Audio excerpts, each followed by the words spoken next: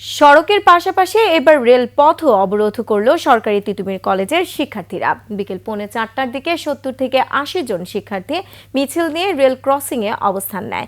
এতে ঢাকা থেকে নোয়াখালীগামী একটি ট্রেন আটকা পড়ে, বন্ধ হয়ে যায় ঢাকার সঙ্গে সারা দেশের রেল যোগাযোগও। এর আগে দুপুর 12:30টার দিকে কয়েকজন শিক্ষার্থী কলেজের প্রধান ফটকের সামনের সড়ক অবরোধ করে। এতে সড়কের দুই পাশেই বন্ধ হয়ে যায় যান চলাচল। সহকর্মীদের সাথে নিয়ে মানিক শিকদার রিপোর্ট।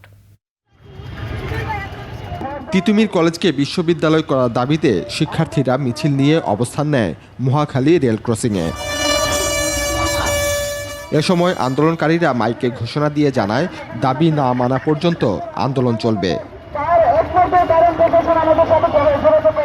যে জায়গায় আজকে ৬ষ্ঠতম দিন, এখন পর্যন্ত শিক্ষা উপদেষ্টা, শিক্ষা মন্ত্রণালয় বা সরকারের পক্ষ থেকে আমাদের এই জায়গায় এসে তাদের যে শিক্ষার্থীরা অনশন করছে সেটা জানার প্রয়োজন বোধ করে না। আমাদের দাবিটা অযৌক্তিক যদি হয়ে থাকে, এখানে এসে আমাদের সাথে কথা বলার প্রয়োজন বোধ ছিল। রেলপথ অবরোধ করায় আটকা পড়ে নোয়াখালীগামী একটি ট্রেন।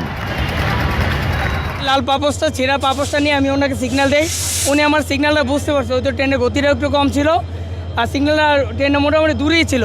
সিগন্যাল দেওয়াতে উনি বুঝতে পারেন, উনি আস্তে আস্তে ট্রেনটাকে নিয়ন্ত্রণ নিয়ে নিয়েছে। ট্রেনটা হচ্ছে নোয়াখালীগামী উপকূল এক্সপ্রেস। পরিস্থিতি নিয়ন্ত্রণ আনার চেষ্টা করে বিজিবি সহ আইন শৃঙ্খলা বাহিনীর সদস্যরা। ক্যামেরায় ওয়াও, স্টাইল দেখাও, Xenon X21 পারলে ঠেকাও।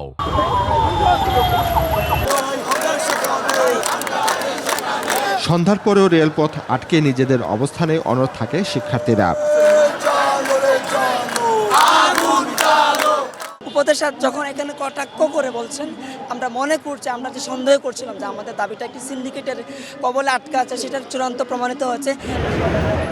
এর আগে আন্দোলনরত শিক্ষার্থীরা কলেজের মূল ফটকের সামনে রাস্তা অবরোধ করে। এর পাশাপাশি চলে গণ অনশন। অনশনরত অবস্থায় অসুস্থ হয়ে 3 শিক্ষার্থী সোহরাওয়ার্দী মেডিকেল কলেজ হাসপাতালে চিকিৎসা নিচ্ছে। এদের আসলে বড় ধরনের ক্ষতি হয়ে গেলে এটা সম্পূর্ণ রাষ্ট্র দায়ী থাকবে। বাইরের অবস্থা খুবই খারাপ। কালকে 3 জন অলরেডি হসপিটালে, এখন পর্যন্ত 3 জন হসপিটালে অ্যাডমিট আছে। এখন ওদের মুমূর্ষু অবস্থা। ছাত্রদের যদি দাবিকে অগ্রাহ্য করে, এটা অ্যাকচুয়ালি দুঃখজনক। পরিপূর্ণ সক্ষমতা থাকার পরে কেন আমাদের বিশ্ববিদ্যালয়, এই প্রশ্ন তো আমাদের, তো কেন না? পূর্ব ঘোষণা অনুযায়ী শিক্ষার্থীরা গুলশান লিংক রোড অবরোধ করলে বন্ধ হয়ে যায় দুই পাশের সড়কের যান চলাচল। মানিক শিকদার, 21 টেলিভিশন, ঢাকা।